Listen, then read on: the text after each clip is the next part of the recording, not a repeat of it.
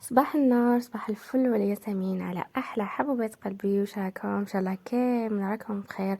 قبل ما نبداو لا فيديو ما نساوش نصلي ونسلم على رسول عليه افضل الصلاه والسلام. صحه رمضانكم ان شاء الله تفوتوا بالصحه والهنا، ربي يتقبل منا ومنكم يا رب.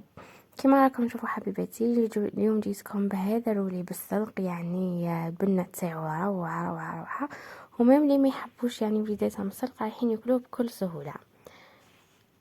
هنا كيما راكم تشوفوا جبت هنا القدرة هذه تاع الفخار، درت فيها شويه تاع سمن وشويه تاع زيت. وهنا حكمت الزيتون راني حطيته يغلي، انا نغليه مره واحده برك.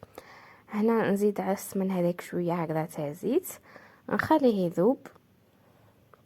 هنا انا في رمضان هكذا نشتي نجبد هذا يعني البرمة تاع الفخار، البنة تاع الماكلة تاعهم تجي بنينة بنينة روعة. هنا كنت رحيت حبة تاع بصلة هكذا كيما راكم تشوفوا في الروبو، رايحة نجي نقليها باسكو هاد لاصوص تاع الزيتون رايحة نديرها بلا دجاج. يسمى هنا نبدا نقلي البصله هكذا، نغطي عليها ونخليها تتقلى.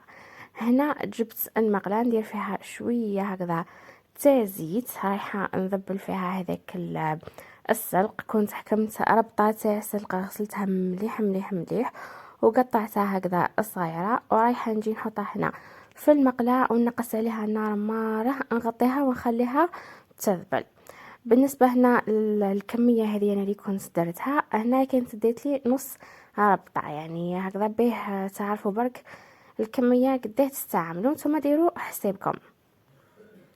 نغطي عليها هكذا ونخليها حتى تذبل مليح، وهذاك الزيتون هاو يغلي. بعد ما كان غلا هذاك الزيتون والبصله هذيك كيما نقولوا بدات تتقلى، رايحه نزيدو على البصله ونخليه يتقلى معها. كما نعرفوا حنا هذا الاواني الفخاريه نديروا لهم نار قليله ونخليو الماكله فيهم طيب على يعني في عقلها. هنا بما اني مانيش قلت لكم راح ندير الدجاج، حكمت درت نص يعني نص مكعب تاع جامبو، واني ندير في زيبيس، ندير شويه فلفل كحل، شويه كزبر، آه شويه تاع كركم، وشويه تاع زنجبيل. الملح ما نديرش باسكو هذاك الجمبون مالح، وكما نعرفوا الزيتون تاعنا يحكم الملح. هنا الملح ما درتش مره وجيت صراحه قد قد. نزيد نغطيها ونخليها زيت تتقلى مليح، نعطيوها وحقتها في التقليه. شوفوا حتى نشوفوها هكذا تقليت مليح مليح، نجي نمرقها. هنا ديما امرقوا كيصعدوا في يعني سواء في الاواني الفخاريه ولا نورمال، بصح سورتو في الفخاريه لازم ما يكون سخون وما تكثروش الماء. كما نعرفوا هذه الاواني يعني نطيبوها على نار قليله كما قلت لكم، ماهيش رايحه تشرب الماء تاعها هذاك بزاف، ثم ما تكثروش الماء. ها شوفوا قد ما كنت درت. هنا حغطيها انا كاين الغطاء تاعها تكسر لي، هيا ديبانيت بهذا. هنا كنت حكمت نص صدر تاع دجاج يعني صغير، صدر الدجاج اللي عندي درت النص تاعو كيما راكم تشوفوا. ودرت نفس لي زيبيس اللي كنت درتهم في المرق، زنجبيل، فلفل كحل، كزبر، كركم، وزدت شويه تاع ملح وشويه تاع معدنوس هكذا، ونعجنوه مليح مليح ونخليه بجي حتى يذبل هذاك السلق تاعي. شوفوا هنا السلق لازم يذبل وينشف مره من الماء تاعو، شوفوا ما فيهش الماء. هنا حطيته في الروبو، درت له شويه تاع فلفل كحل وشويه تاع ملح، ما تكثرولوش الملح، نعرفوا السلق ما يحبش الملح بزاف. ورايحه ندير هكذا نص حبه تاع بيض ونرحي كلش مع بعضه. ها شوفوا نرحي كلش هكذا مع بعضه، وشوفوا كيفاه نتحصلوا على الخليطه تاعنا يجيب هذا القوام.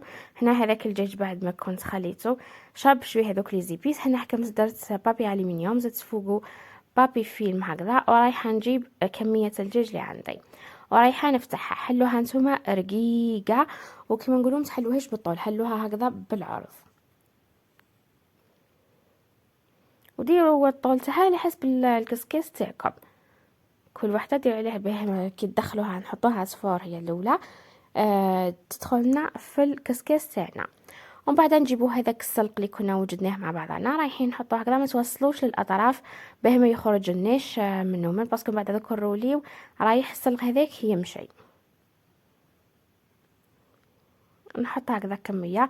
قلت لكم انا كنت درت رابطه دايرت لي يعني وقعدت لي، نتوما نص رابطه لعد صدر الدجاج تاعكم صغير رايحه تكفيكم. وهنا نزيد له هكذا فخوماج هكذا نديروه في الطرف ونروليه بهذا الشكل. يعني ما كانش اسهل من هذا الطبق ويجي بنين بزاف، وخاصه يعني اللي ما ياكلوا لهمش السلق ولا ما يحبوش ما همش رايحين يفيقوا به باسكو رايح يجي بزاف بنين.